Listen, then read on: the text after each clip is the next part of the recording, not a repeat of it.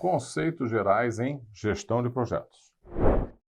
Bem-vindos às nossas aulas de gestão de projetos. Meu nome é Osmar Pastore e nessa nossa aula nós vamos falar sobre os conceitos básicos de gestão de projetos. Eu sou professor de ensino de graduação e pós-graduação em cursos superiores, ligados à área de administração de uma maneira geral.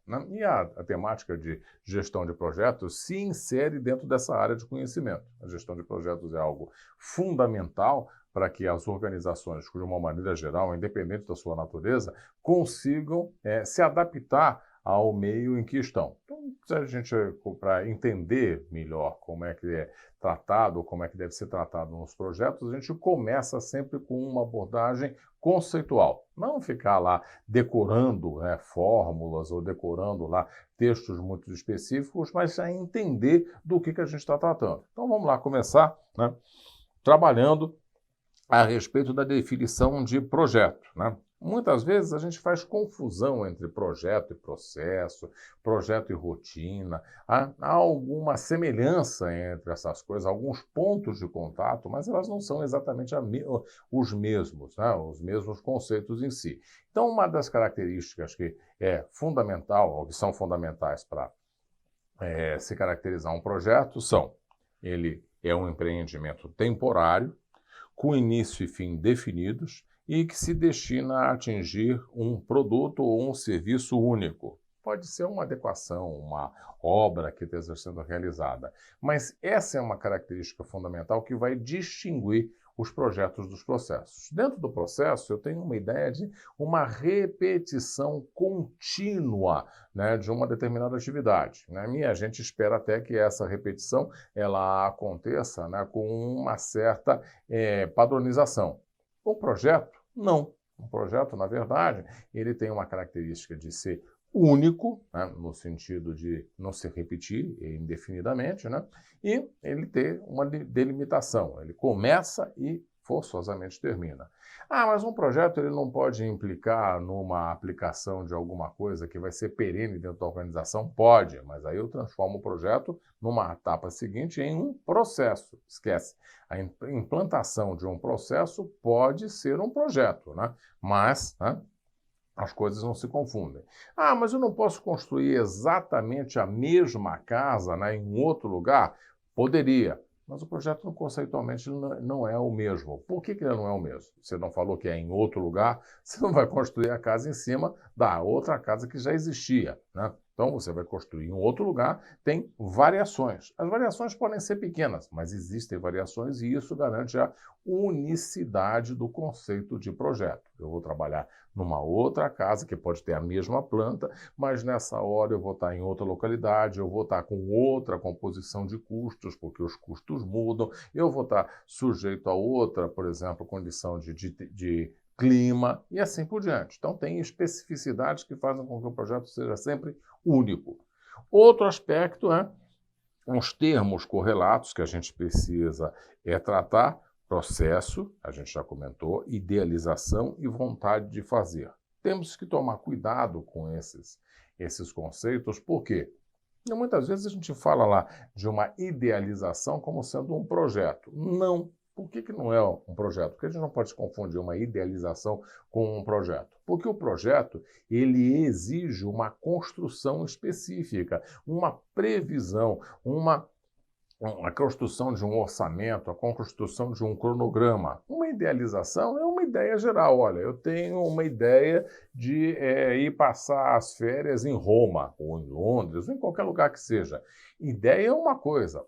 Quando eu transformo isso num projeto, eu tenho que dizer qual é a data, qual é o tipo de aeronave que eu vou usar, qual é o hotel que eu vou ficar, quais são as datas onde eu vou realizar determinadas atividades. Aí eu estou transformando um ideal num projeto. Então, cuidado, porque o projeto ele tem uma especificidade muito grande, e tem um nível de detalhamento exigido para que ele possa chegar com uma determinada segurança ao seu final. Então, nessa hora, ele se distingue daquilo que a gente chama de sonho ou de um ideal. É alguma coisa mais direcionada. Além disso, não é só uma questão de vontade de fazer, porque para realizar um projeto, eu preciso ter técnica, eu preciso prestar atenção em detalhes, ok? Bom, continuando. Um projeto se caracteriza por ter um objetivo claro, bem definido, uma sequência clara e lógica de eventos. Muito dificilmente, é praticamente impossível que eu tenha um projeto que envolva uma única atividade.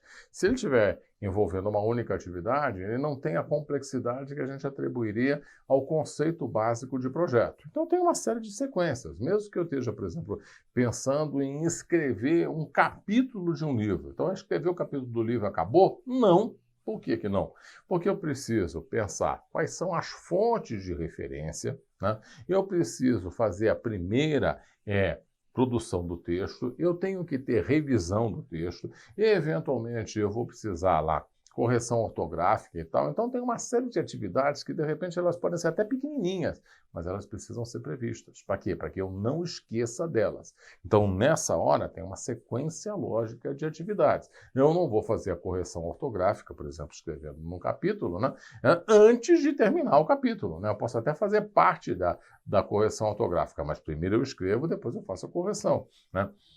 Primeiro eu pesquiso para depois escrever. E assim por diante. Antes de fazer a pesquisa, eu escolho a temática do capítulo, a temática do texto. Então tem uma sequência de atividades sempre que deve se caracterizar, né, na hora de se construir um projeto. Outra questão é uma elaboração progressiva e uma condução monitorada. Bom, o projeto, ele tem realmente uma elaboração progressiva. Cada etapa, ela precisa obedecer um determinado sequenciamento, né? A gente acabou de discutir isso.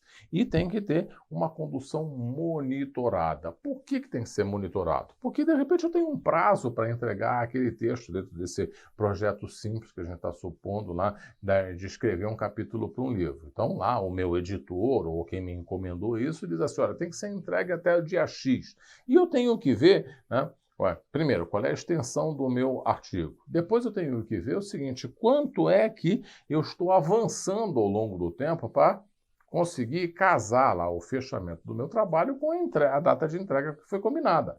Então, nessa hora, se eu não monitoro isso, os prazos estouram. Dentro desse exemplo, a gente teria pouca consideração com relação a custo, mas vamos voltar para o projeto de uma casa, né? Eu vou ter que ter o monitoramento do quanto que eu estou gastando para saber se o meu orçamento vai ser cumprido, né? Se eu vou conseguir chegar ao final com os recursos que eu tenho. E isso tudo é responsabilidade do monitoramento. E, finalmente, a gente ainda fala de parâmetros predefinidos de prazo, custo, recursos envolvidos e qualidade. É claro que, para saber se um projeto está tendo sucesso ou se ele obteve sucesso no final, eu preciso ter um termo de comparação. E esse termo de comparação são esses parâmetros que a gente está falando aqui. Então a casa tem que custar R$1 milhão. Beleza, o meu termo de comparação do orçamento é com R$1 milhão. Eu vou vendo o quanto que eu estou me aproximando disso, né? Opa, estou chegando muito perto e a casa não acabou, é hora de tomar alguma providência. Na verdade, eu tenho que tomar essa providência muito antes, quando eu começar a perceber que as coisas estão saindo dos parâmetros. E aí eu faço o estabelecimento desses parâmetros, eventualmente, aliás, na maioria das vezes, etapa a etapa do projeto. Em cada sequência de atividades, eu vou estabelecendo parâmetros para ir monitorando e ver quando é que as coisas começam a sair dos trilhos. Isso é a caracterização de uma boa gestão de projetos. Bom, continuando ainda. Quando começa um projeto? E aí a gente responde essa pergunta de uma maneira bastante objetiva.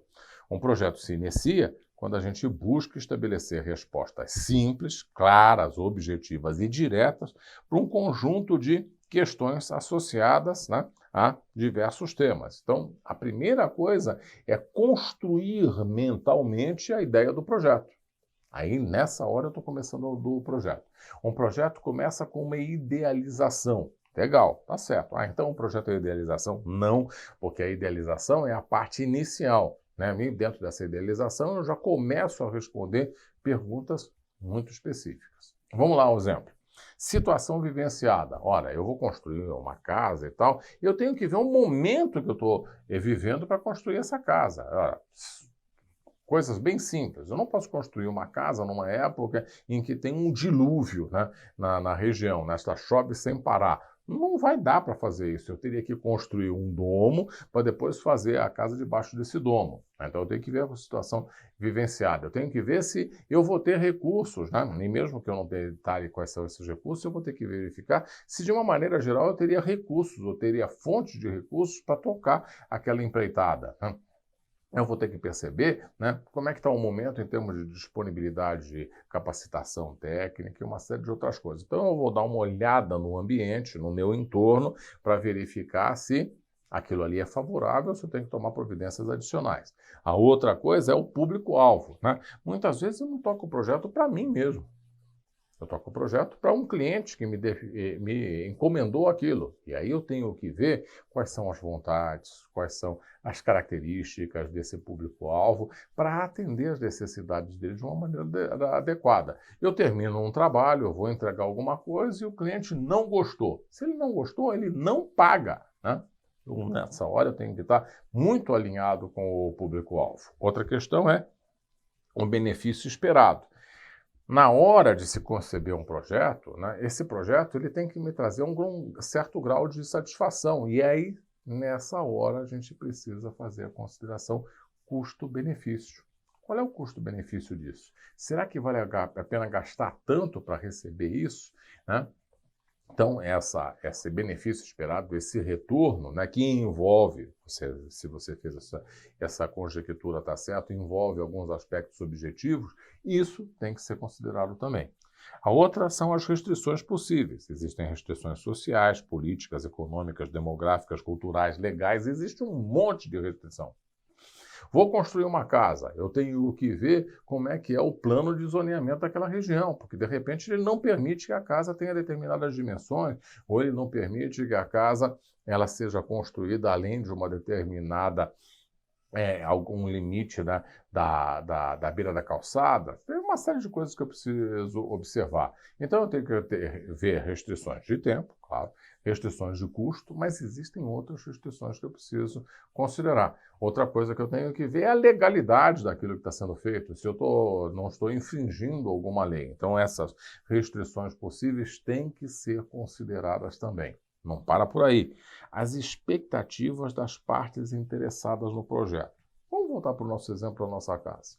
Aí eu vou construir uma casa monumental que coloca totalmente na sombra a casa do lado. O sujeito do lado, com toda razão, vai reclamar. Ele é uma parte interessada, né? Outra coisa, né? Eu estou lá num bairro que tem um determinado padrão e aí eu vou lá e construo uma choupana nesse padrão. Opa, as partes interessadas vão dizer assim, ó, peraí, meu amigo, isso aqui é um bairro, isso aqui não é uma comunidade. Então, nessa hora, eu tenho que ver lá a reação das partes interessadas.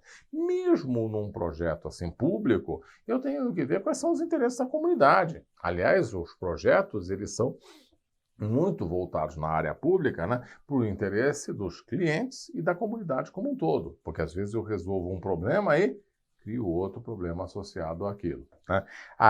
Outra coisa que a gente fala é a identificação de antecedentes ligados à proposta básica. Então, são iniciativas similares e um referencial teórico eventualmente aplicável. Então, eu vou fazer lá uma determinada construção, beleza. Eu vou ver se, na hora de serem construídas outras casas ou outras edificações semelhantes àquela, não teve problema na fundação. Opa! Aí, de repente, o terreno não é legal. Aí eu vejo, né, se projetos semelhantes tiveram problemas, né, ou até facilidades específicas porque eu fiz de uma determinada maneira e não de outra. Então, tem que ter um olhar também para o passado para eu me basear e me preparar para frente. Ok? Bom, continuando. Os stakeholders, né? Os stakeholders é uma maneira bonita, simpática, de se fazer referência às partes interessadas. Então, quando a gente fala de partes interessadas, gente que pode se sentir afetada, positivo ou negativamente pelo projeto, eu estou falando de stakeholders. E os stakeholders, né, incluem os clientes, mas não se limitam a eles, porque muitas vezes uma pessoa compra uma coisa para outro usar. Vamos imaginar o seguinte, dono lá de casa, né, dono de casa, resolvo comprar uma máquina de lavar roupa, né, futurista, bacana, né? Eu compro, né? Mas Eventualmente, não sou eu que lavo a minha roupa. Quem vai lavar minha roupa é ou a minha esposa ou a empregada. E aí, de repente, pensa no seguinte, né? Eu comprei uma máquina futurista que exige que a pessoa fale inglês, porque a máquina ela conversa em inglês com o usuário. Será que a minha empregada, lá, a minha assistente de casa, ela tem domínio da língua inglesa para conversar com a máquina? Olha lá. Eu tenho que ver os stakeholders. O stakeholder não é necessariamente só o cliente. Tem uma série de entornos que eu preciso observar e, de repente, tem interesses dos fornecedores, né, que vão me entregar coisas para o projeto. Tem interesses do governo, que, de repente, eu estou fazendo alguma coisa que pode causar um impacto em relação a programas mais amplos, né? Então, toma cuidado com isso.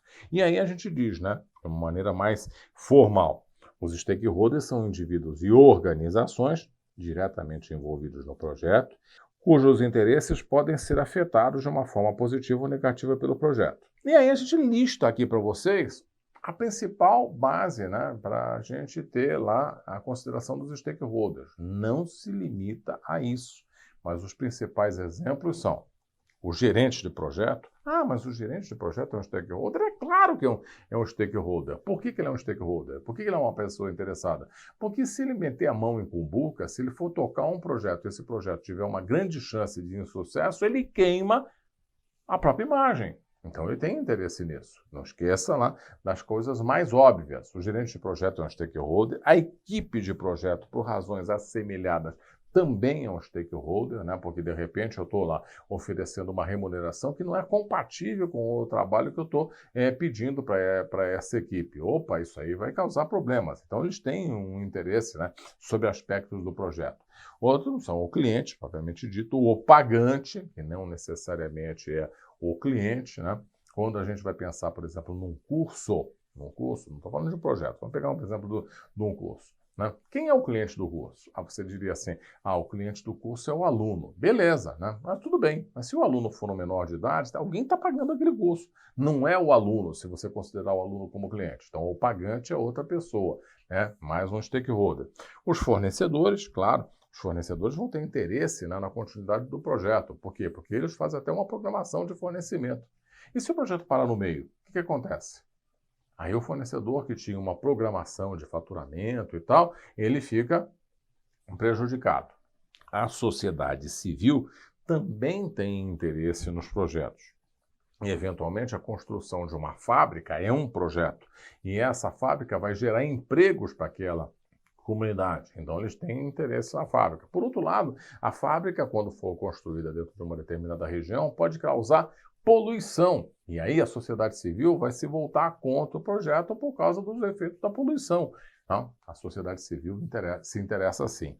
O poder público, é claro, também vai se interessar por uma série de projetos que você vai querer realizar, né? Projetos específicos que podem impactar os outros cidadãos. Então, nessa hora, né, tem que observar o poder público, né? O poder público, não só no sentido dos planos do poder público, mas com relação à legislação também. Tem um monte de stakeholder para a gente considerar. Bom, continuando. Na gestão ou gerenciamento de projetos, é uma aplicação de conhecimentos, talentos, técnicas e ferramentas às atividades do projeto, desde o seu início até a sua conclusão. Então, gestão ela é perene enquanto o projeto existir. E às vezes você entrega o produto e a gestão ainda continua fazendo alguns ajustes finais, ok? Mas ela deve considerar, ou deve realizar, né, a satisfação dos desejos e expectativas dos stakeholders do projeto. E aqui a gente chama a atenção de que muitos stakeholders têm expectativas conflitantes. Então, nessa hora, a gente tem que também atuar como gestor numa atividade que seria a compatibilização desses interesses. Mas compatibilizar também os interesses conflitantes, a gente já comentou, mas também otimizar o uso de recursos de tempo e de dinheiro. Por quê?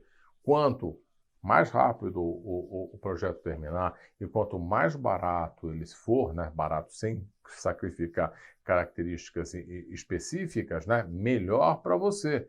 Muitas vezes, né, são chamadas várias pessoas para fazer propostas em cima de um mesmo projeto. Eu vou perguntar, por quanto que você constrói a minha casa? Para a pessoa A. Depois para a pessoa B, por quanto que você constrói a minha casa? E no pré-planejamento, no estudo de viabilidade, né, vence aquele sujeito que me der uma resposta mais satisfatória. Então, a questão lá do recurso de tempo e de dinheiro, ela é central, né, nessa questão lá de gestão em si.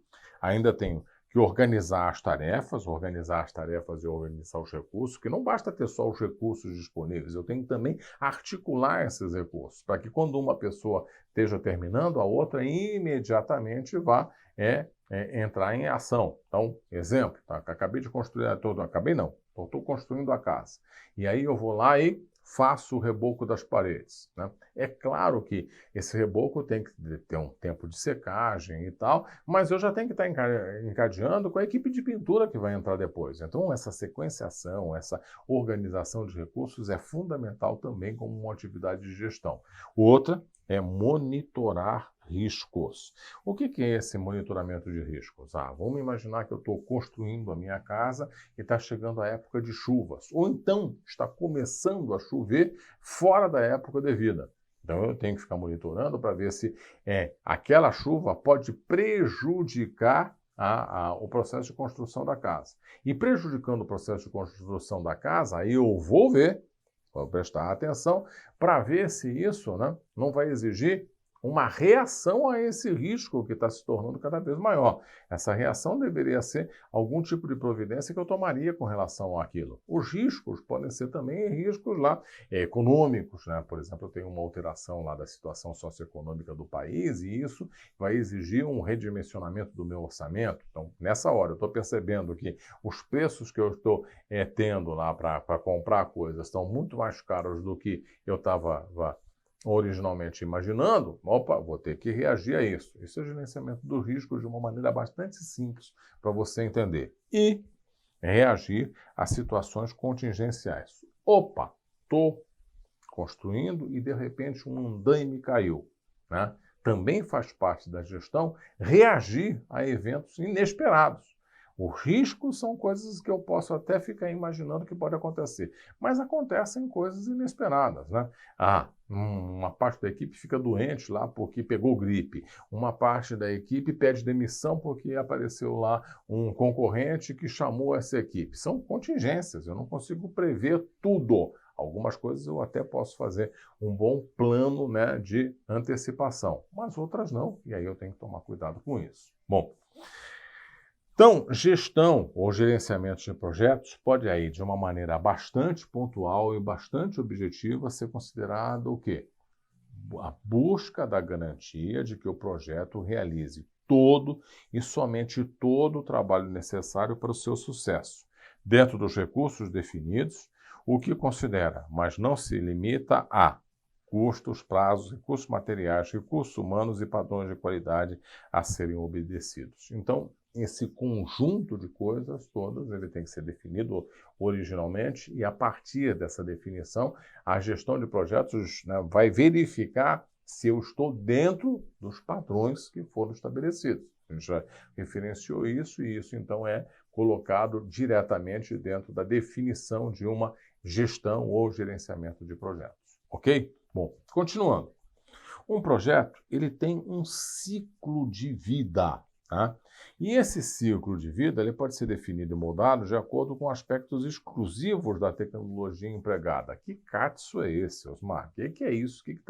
Do que você está falando? Bom, a depender da metodologia e dos recursos tecnológicos que eu tenho, eu posso tocar o projeto com um ritmo, né, diferenciado. Então, de repente, se eu tenho um maior recurso tecnológico em uma determinada área, algumas etapas podem ser aceleradas, outras podem ser podem eventualmente sofrer algum tipo de prejuízo, de atraso. E mais ainda, normalmente esse ciclo ele é dividido em 4 etapas, que a gente chamaria também de fases, com características próprias quanto ao ritmo de execução das atividades e ao consumo de recursos. Essas etapas, elas têm o quê? Elas têm um ritmo próprio e diferenciado entre elas. Mais ainda, as fases, né, por sua vez, elas têm duração influenciada pela metodologia de trabalho e por essa tecnologia que a gente já tinha comentado. Então, o tipo de trabalho que eu vou executar ou a metodologia que eu vou usar influencia o andamento das fases.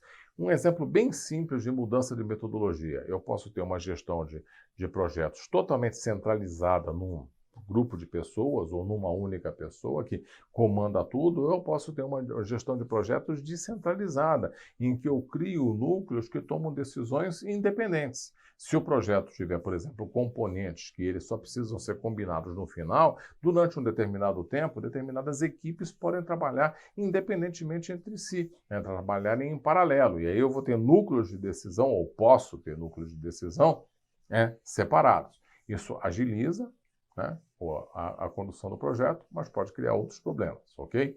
Bom, então a primeira fase, como aparece aí no slide, se chama concepção, tá? Depois dessa fase, a gente tem o planejamento. E aí, a seguir, eu tenho a execução e, finalmente, a conclusão do projeto. Visualmente, né, a gente poderia apresentar o ciclo de vida do projeto, né, segundo essa curva, que representa o nível de trabalho, de atividade, né, e de consumo de recursos contra a passagem do tempo. Então, a gente já percebe que na fase de concepção eu tenho um consumo de recursos relativamente baixo. No planejamento, esse consumo de recursos, né, ele aumenta, ele cresce, até que na fase de execução ele atinge o seu ápice. E, finalmente, depois, na fase de conclusão, eu vou gastando cada vez menos. Bom, mas se a gente falou dessas 4 fases, vamos dar uma olhada com um pouco mais de cuidado nas características de cada uma delas. Então, eu tenho concepção, onde a gente cria um rascunho, e prestem atenção na definição aqui que a gente está falando de rascunho, e é rascunho mesmo, né, para aquilo que se deseja, seja para criar ou melhorar algo que existe. Nessa fase, né, a gente vai definir os objetivos e metas principais, analisando os recursos disponíveis e necessários e tendo uma base de viabilidade para o projeto, para a elaboração lá da proposta de desenvolvimento, né? Agora, reparem nos termos que foram utilizados. Rascunho, uma base, né, uma visão geral dos recursos e tentar ver a viabilidade. Por quê? Essa fase tem que ser suficientemente curta para não gastar muito e suficientemente aprofundada para dar certeza de que vale a pena tocar o projeto ou não. Então, se não valer a pena tocar o projeto, nessa fase de concepção em que eu fico pensando sobre ele, se eu gastar muito, o cliente não vai pagar por aquilo. Consequentemente, isso é um trabalho meu. Então, consequentemente, aquele dinheiro eu jogo fora. Então, essa fase de concepção ela tem que ser rápida, mas me dá segurança de que eu posso botar a mão naquilo. Tá? Depois dessa fase de concepção, ultrapassado o limite da pergunta vou fazer ou não vou fazer, eu vou para a fase de planejamento, onde eu vou me aprofundar. Então, na fase de planejamento, são definidas as etapas que o projeto deve seguir, determinando lá como fazer, quem fazer, quando deve ser feito e assim por diante. É importante para que o projeto possa ser executado de uma maneira correta, analisando custos, cronogramas e a qualidade de cada entrega que vai ser especificada. Opa, o que quer dizer essa entrega? Bom, eu posso ter um projeto em que eu vou entregando etapas sucessivas. Imagina que você precisa deixar o lugar onde você está morando, né, com uma certa urgência. Então, você pode negociar com o construtor o seguinte: olha, querido, faz uma casa em que eu tenha pelo menos um banheiro, a cozinha e a sala prontas. E depois você ataca o resto. Por quê? Porque eu vou precisar abandonar lá o imóvel, porque de repente tem alguém que está pedindo para ocupar aquele imóvel. Nessa hora, né, eu vou ter que pedir para que o executor me entregue parte da casa, né, de tal forma que eu consiga morar, ainda não com as condições adequadas, tá, para depois ele ir me entregando o resto. Aí, ó, segunda fase é o seguinte: termina a casa por dentro, mas o por fora eu relevo até uma determinada data. Próxima fase, me entrega a casa toda bonitinha, mas ainda não trabalha lá na churrasqueira e na piscina, pode terminar isso mais tarde. É claro que o ideal, a gente está forçando um pouco o exemplo, mas o ideal é que a casa fosse entregue toda de uma vez só. Mas nem sempre, o cliente pode esperar o trabalho todo concluído para começar a fazer o uso desse trabalho. E tem mais, o cliente também fixa etapas onde ele vai fazer o pagamento. Isso aí é acordado entre cliente e executor. Então, normalmente, a gente vai ter um pagamento associado a um determinado avanço, né? Isso tudo tem que estar previsto no planejamento.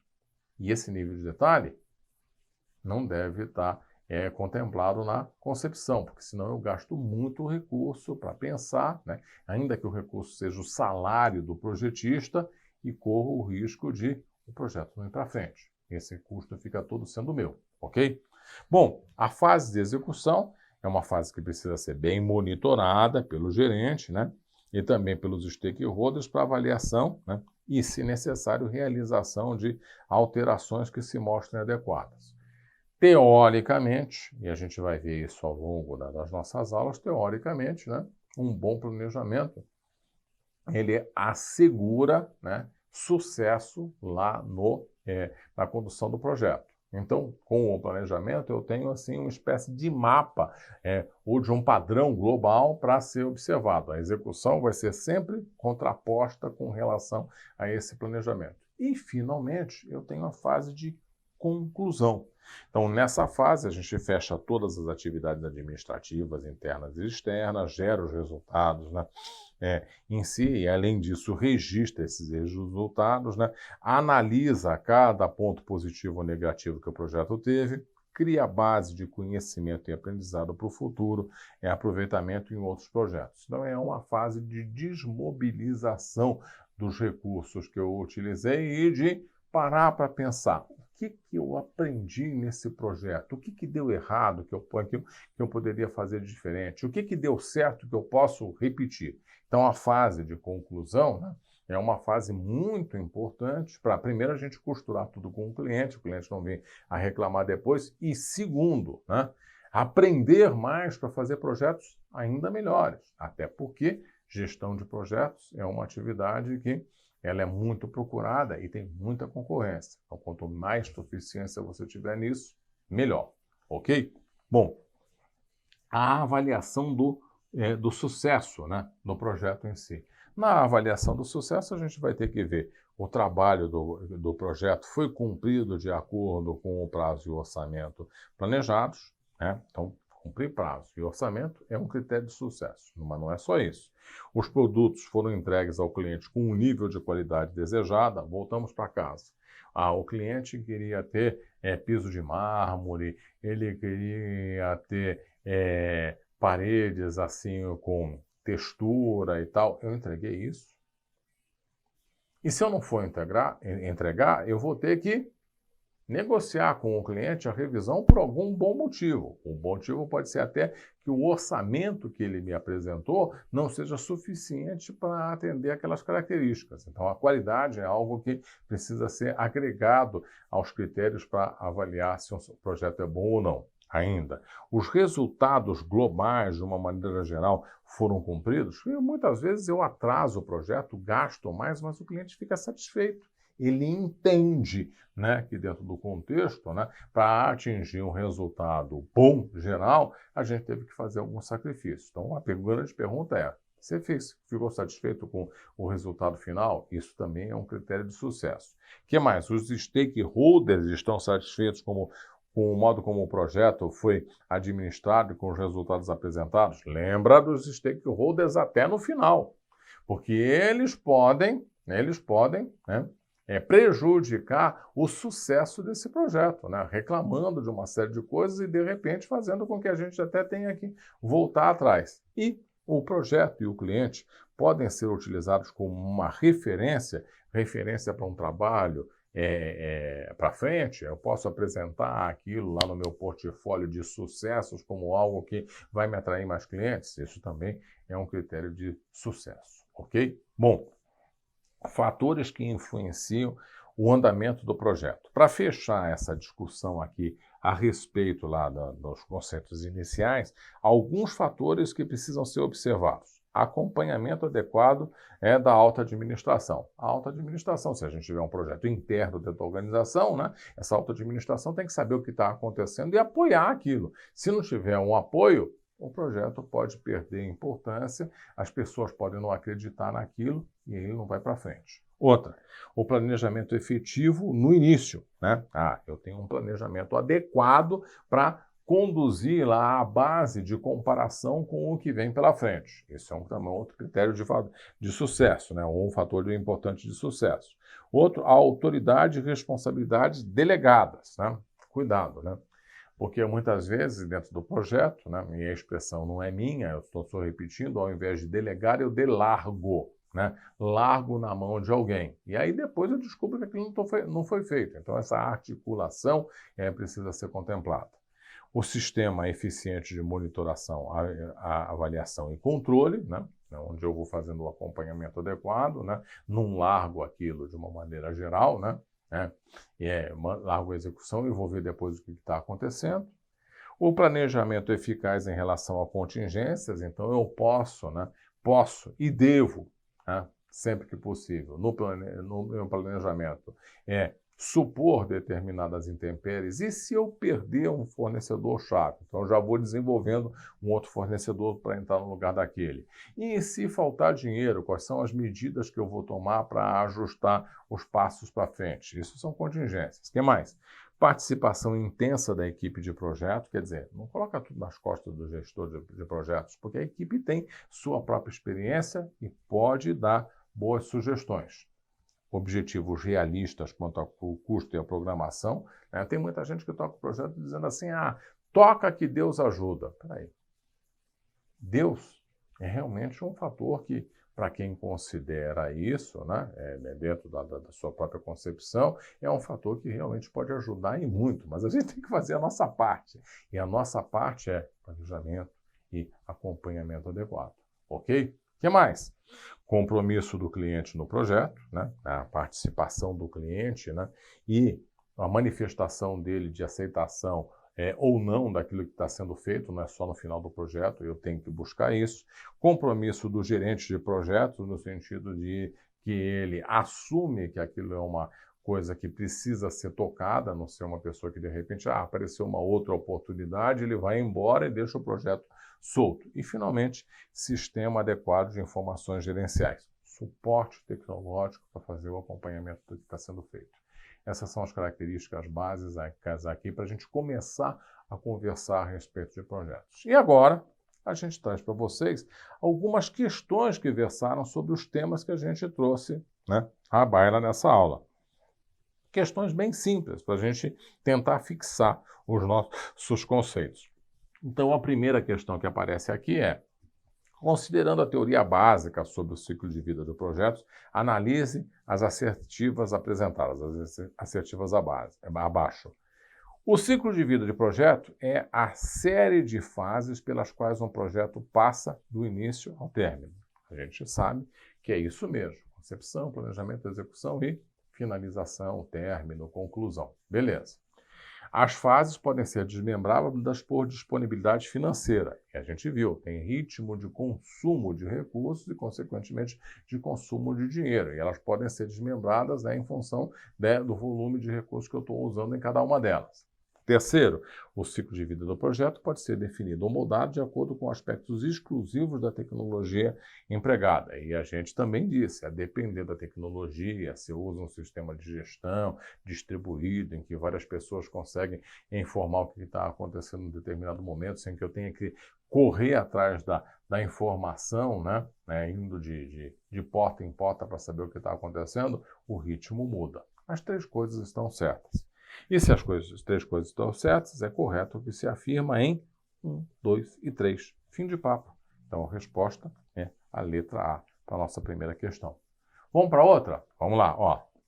O ciclo de vida de um projeto é um instrumento valioso para aprofundar ideias e conceitos a serem implementados. Por quê? Nele Podemos visualizar o equacionamento e definição do problema, a estruturação analítica do projeto, a avaliar as dimensões a serem atingidas e o acompanhamento ex post. Ex post a seguir. E está certo.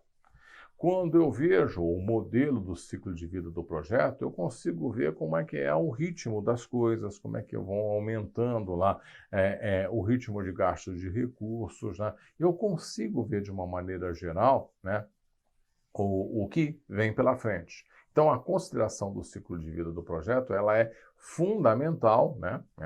Não é suficiente, mas ela é fundamental para que eu consiga ter uma chance mínima de sucesso. Em função disso, é correto concluir que as duas afirmativas são falsas? Não, a gente acabou de dizer que elas são verdadeiras, né? Então, isso invalida também a letra B de bola e a letra C.